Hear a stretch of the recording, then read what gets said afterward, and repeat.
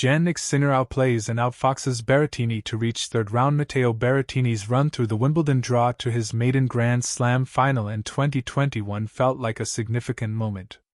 Even though he lost to Novak Djokovic in the decisive match, Berrettini had already established himself as one of Italy's finest tennis players. After his defeat, Berrettini traveled straight from Wimbledon to Wembley, where spent that night and the following days toasting to his success with the Italian team that had conquered Euro 2020.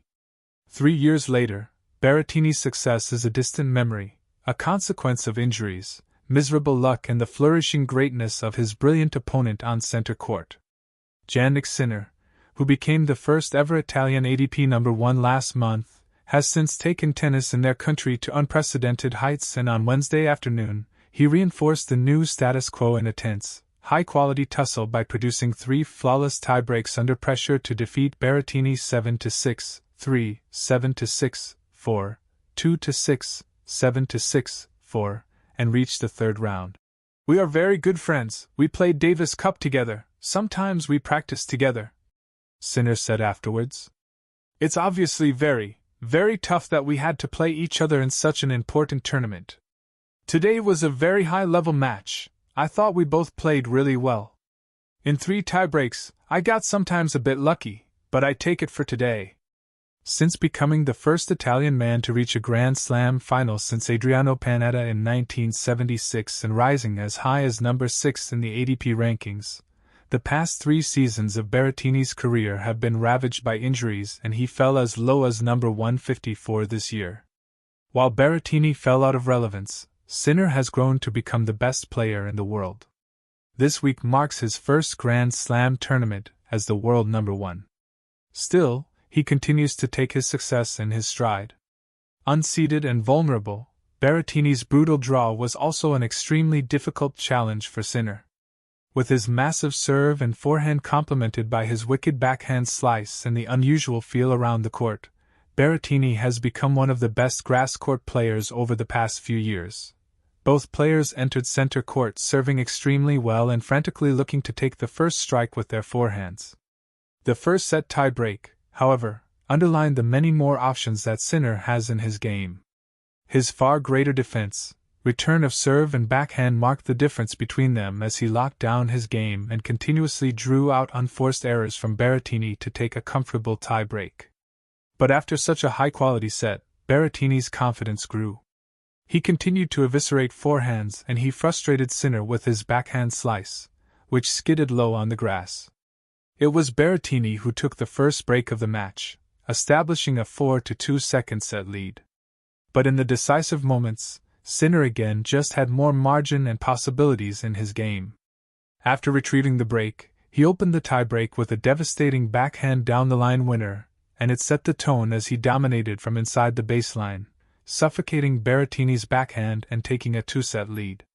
After 2 assets of supreme focus, Sinner's level finally dropped at the beginning of the third set, and the #1 completely lost timing in his forehand.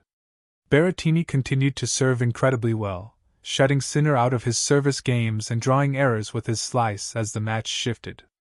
The 28-year-old rolled through the third set and broke for a 2-1 lead in the fourth set. Still, Sinner did not panic. He returned brilliantly to immediately retrieve the break, and as he rolled through his own service games, the pressure on Berrettini's shoulders grew. Down match point at 5-6, 40 advantage though, Berrettini responded by spectacularly recovering to hold serve with an unreturned serve, an ace and a forehand winner in quick succession. Once again, Sinner saved his best tennis for the most decisive moments, his brilliant return of serve the difference between them as he closed out an excellent battle late on Wednesday night. "I knew that I had to raise my level today if I wanted to play against him," he said. "He played final here, he is a grass court specialist. I was looking forward to it. It was a challenge for me to come on the court.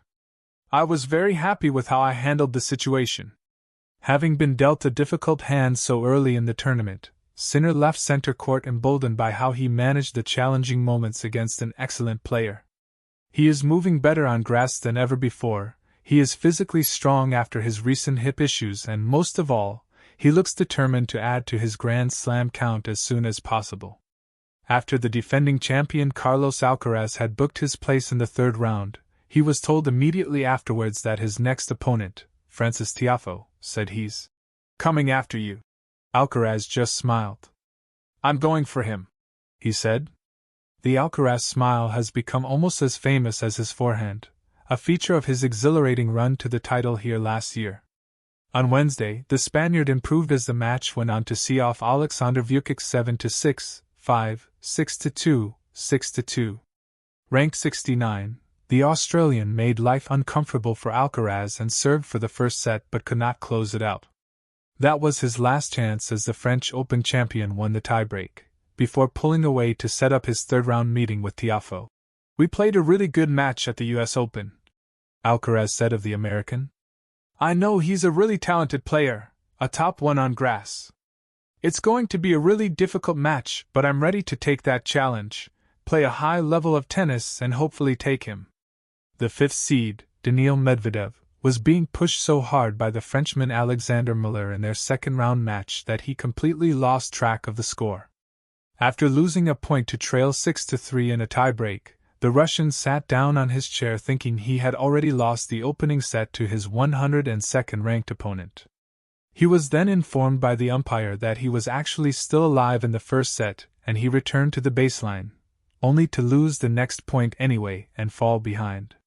Despite losing that tiebreak, it all turned out okay for Medvedev as he hit back to reach the third round by winning the next 3 sets. I thought it was 6-4, not 5-3, I went a little crazy, the 28-year-old said. I thought the set was gone.